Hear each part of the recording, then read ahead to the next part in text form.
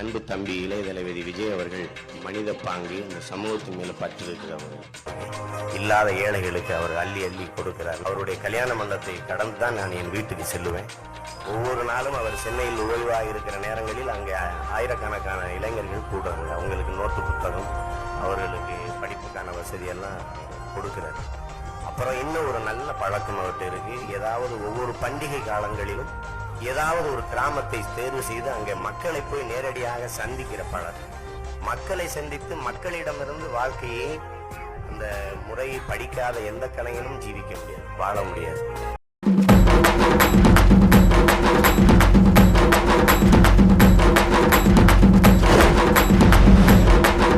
போன்ற பிள்ளைகளை இழுத்து கொண்டு வந்து இந்த களத்திலே நிறுத்தியது இந்த குரல் தான். உருட்டு வழியில் உருட்டி பொழைக்கும் குருட்டு உலகமடா நண்பா, உருட்டை பழகி கொள்ளடா, நீயும் உருட்டை பழகி கொள்ளடா.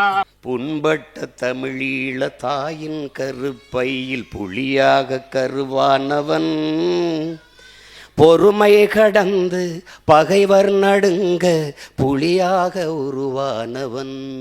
கங்க்ராச்சுலேஷன்ஸ், நீங்க ஜெயில பாடின பாட்டை பத்தி கேள்விப்பட்டோம். அதான் உங்களை ஜெயில் வாசலே பிடிச்சிட்டோம். இனிமே எங்க கம்பெனிக்கு நீங்க தான் பாடுறீங்க. நிறைய தோற்று இருக்கிறோம், குறிப்பாக என் பிள்ளைகள், குறிப்பாக நாம் தமிழர் கட்சி பிள்ளைகள். ஆனால் உலக வரலாற்றில் இவ்வளவு தோல்விகளை சந்தித்த ஒரு அரசியல் இயக்கம் இருக்காது, இனி எதுவும் இருக்க போறதும் இல்லை, இருந்ததும் இல்லை. அதை வேற ஞாபகப்படுத்திட்டீங்க. நெஞ்சமெல்லாம் பொண்ணா இருக்கு தம்பி, மறக்க முடியல. நாங்கெல்லாம் ரொம்ப சின்ன வயசுல வந்தோம். தமிழ்நாட்டு அரசியலே ரொம்ப சின்ன வயசுல வந்து கட்சி ஆரம்பிச்சேன் நான் தான். நீ ஊர்த்தமா உன் நல்ல மனசுக்கு நீ தான் ஜெயிப்ப. ஆனா 16 வருஷமா போராடிட்டு இருக்கேன். நான் என்ன கேட்கிறேன் இந்த காங்கிரஸ் பெருமக்கள்கிட்ட, நீங்க எல்லாம் சோத்துல உப்பு போட்டு சாப்பிடுறீங்களா? யார் கேக்குறல சொல்லுங்க. ஏன் உங்களை கேட்கலையா? வெச்ச மயிர் இல்ல எதுக்கு? இப்பதான் திமுக காரனுக்கு அறிவு வருது. சொல்லுங்கண்ணா. ஏன் நீங்க சொல்ல மாட்டீங்களா? நாங்க சொல்றது இருக்கட்டும், நீங்க சொல்லுங்க. 10 MP வச்சிருக்கான், 10 நாடாளுமன்றம் திமுக ஓட்ட பிச்சையில வச்சிருக்காங்க. இப்ப உண்மையில ரிசைன் பண்ற, ரிசைன் இட், விலகிட, விலகி இடைத்தேர்தலை சந்திச்சு டிவிக்கோட போய் இங்க டிவிக்கு போட போய் நின்று வாடா, வாடா வா, வென்று வா, வென்று வாடா. நீ என்னென்னமோ பேசினான் சீமான், இன்னைக்கு உதயநிதிக்கு வக்காலத்தை வாங்கி பேசியிருக்கிறதுங்கிறது ரொம்ப ஆச்சரியமா இருந்துச்சு.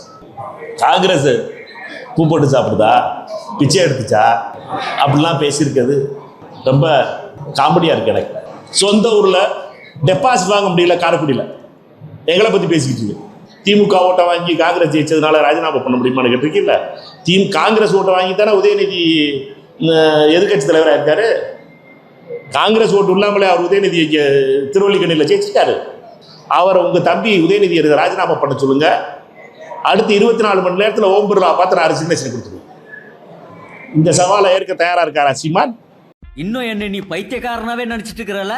ஏன்னா நீங்க தூய சக்தி இல்ல, கோர சக்தி, தூர சக்தி, பார சக்தி, ஏற சக்தி, ஓர சக்தி. எங்க ஊர்ல வருவாங்க குடுகுடுப்புக்கு, நல்ல காலம் பிறகுது, நல்ல காலம் பிறகு அடிச்சுக்கிட்டு. எங்க அப்பா உலகத்துல தோசையை திரி போட்டு பாத்திருக்கேன், இப்ப இட்லியவே திரி போடுறானே. மறக்காம சர்ப்ரைஸ் பண்ணுங்க. தேங்க்யூ.